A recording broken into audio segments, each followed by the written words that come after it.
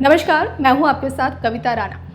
पड़ोसी मुल्क पाकिस्तान के इन दिनों सितारे गर्दिशों में चल रहे हैं। आलम यह है कि एक तरफ जहां पाकिस्तान अभी भी FATF की ग्रे लिस्ट में बना हुआ है, तो वहीं दूसरी तरफ इमरान सरकार के मंत्री यानी कि जो पाकिस्तान के विदेश मंत्री है शाह महमूद कुरैशी, वो अपनी उलटपटांग हरकतों से अंतर्राष्ट्रीय स्तर पर पाकिस्तान की फजीहत कराते रहते हैं। अब आप सोच रहे होंगे कि भला एक बार फिर से पाकिस्तान ने अपना कैसे मजाक बनवा दिया। तो आपको बता दें कि हाल फिलहाल में जिस तरह से फ्रांस में शिक्षक की गला रेत कर जो हत्या कर दी गई थी और जिसको लेकर फ्रांस के राष्ट्रपति इमैनुअल मैक्रों ने इसे इस्लामिक आतंकवाद करार दिया था और इसके खिलाफ सख्त से सख्त कार्रवाई करने के भी सख्त निर्देश दिए थे, और इस्लाम को लेकर या फिर यूँ कहें कि कट्टर इस्लाम को लेकर जो उनके बयान थे उसकी पाकिस्तान में खूब निंदा की जा रही थी। तुर्की की तरह पाकिस्तान में भी उनके खिलाफ हंगामा मचा हुआ था और जिसको लेकर शाह महमूद कुरैशी ने एक प्रस्ताव पेश किया, जिसके तहत उन्होंने कहा कि फ्रांस से पाकिस्तानी राजदूत को बुला लेना चाहिए। लेकिन देखिए, असल बात क्या निकल कर सामने आई कि 3 महीने पहले ही फ्रांस से पाकिस्तान अपना राजदूत बुला चुका था और उसका तबादला चीन में हो चुका है। तो इससे एक बात तो साफ है कि शाह महमूद कुरैशी को अपने खुद के मंत्रालय की यानी कि विदेश मंत्रालय की ज़्यादा जानकारी रहती नहीं है। लेकिन अभी की जो सबसे बड़ी खबर है वो ये है कि एक बार फिर पाकिस्तान को झटका लगा है, और ये झटका दिया है उसके सबसे अजीज दोस्त सऊदी अरब ने। जी हाँ, अगले महीने सऊदी अरब की तरफ से G20 समिट का आयोजन होने वाला है। सऊदी अरब के रियाद में इसका आयोजन होगा, जिसका नेतृत्व खुद क्राउन प्रिंस सलमान करेंगे, वहाँ की सऊदी अरब सरकार करेगी। और इसको लेकर सऊदी अरब सरकार ने एक नोट जारी किया है, और इस नोट को जारी करते हुए सऊदी अरब ने पाकिस्तान को बड़ा झटका देते हुए कश्मीर के अलावा गिलगित और बाल्टिस्तान को पाकिस्तान से अलग दिखाया है, इन्हें एक स्वतंत्र देश के तौर पर दर्शाया है।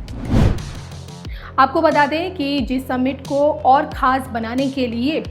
सऊदी अरब की तरफ से 20 रियाल का एक बैंक नोट जारी किया गया है। अब इस बैंक नोट के अगले मतलब जो फ्रंट का जो हिस्सा है बैंक नोट के, उसमें तो एक तरफ जहां सऊदी के किंग सलमान बिन अब्दुल अजीज़ की फ़ोटो लगी हुई है और साथ में एक स्लोगन दिया गया है, तो वहीं इस नोट के पीछे जिस समिट के 20 देश जो इस समिट में शामिल होते हैं उनके नक्शे दर्शाए गए हैं अलग अलग रंगों में। और इसी नोट में कश्मीर, गिलगित और बाल्टिस्तान को पाकिस्तान से अलग दिखाया है एक स्वतंत्र देश के तौर पे।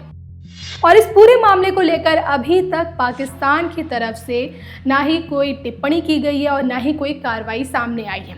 तो इससे ये बात तो साफ हो गई है कि किस तरह से बदलते वक्त के साथ साथ अब सऊदी अरब ने भी अपनी विदेश नीतियों में बदलाव लाते लाते कहीं ना कहीं उसका जो झुकाव है वो भारत की ओर बढ़ता जा रहा है।